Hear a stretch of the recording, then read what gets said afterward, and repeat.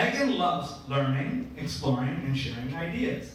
She frequently tests speech ideas with unsuspecting seatmates on flights. Give it up for Megan!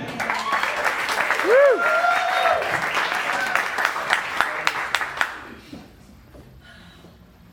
Hi. Okay, I admit it. I love patterns. I see patterns everywhere I look.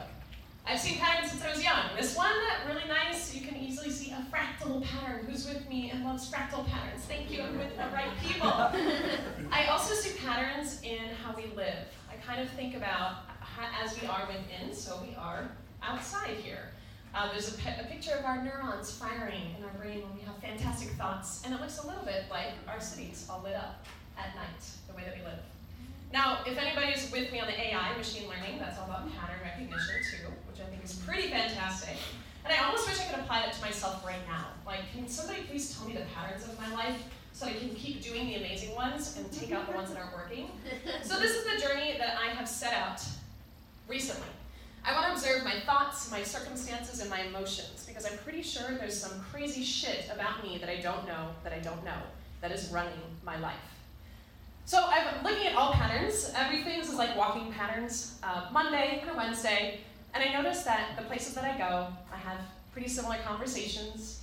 The things that I see makes me think the same things that I thought on a Monday and a Wednesday. I also started recognizing the patterns that I have in my head.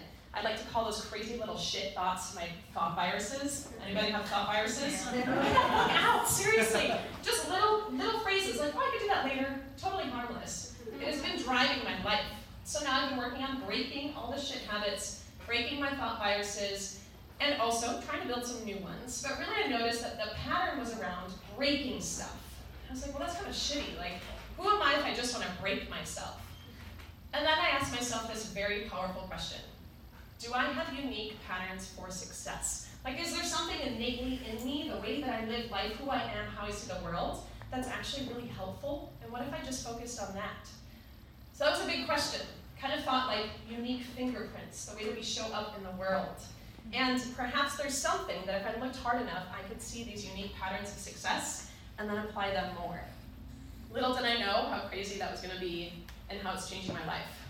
It has taken a little while, though. When I first started this inquiry about a year ago, or even more recently, a couple months ago, it felt like looking through a forest. In my present moment, I was like, why am I behaving this way? What's happening? Are there circumstances I keep putting myself in? It felt like a crazy forest until I put on the glasses, kind of a lens or a filter of me looking back at my life and looking at the past. I'm like, maybe there's some patterns of my past that can hold a secret for me.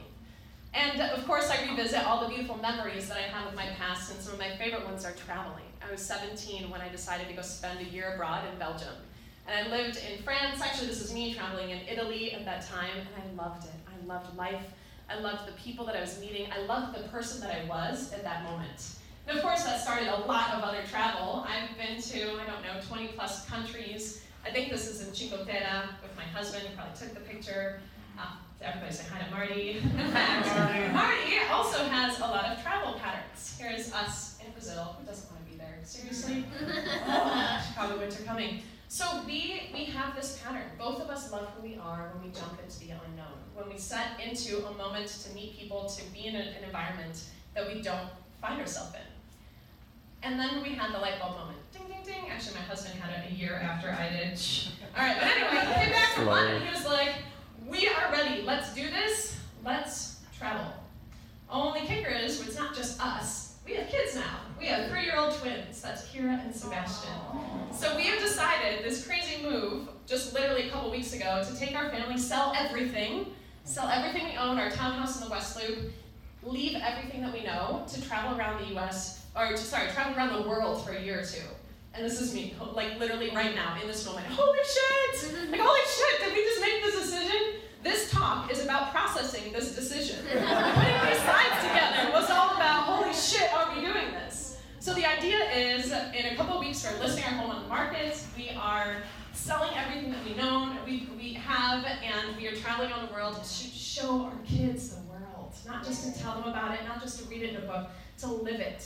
The idea is that we start in South America, Brazil, 3 to 6 months in a location at a time. So South America first, We'll head over to Europe after a little jaunt back here in the summer to visit the grandparents, and then ultimately next winter in Australia. So the question is, I didn't realize that it was an act of bravery to ask myself the question, what are my patterns of success? And I ask you, do you have the courage to ask yourself, what are your patterns of success? And can you live your life like that?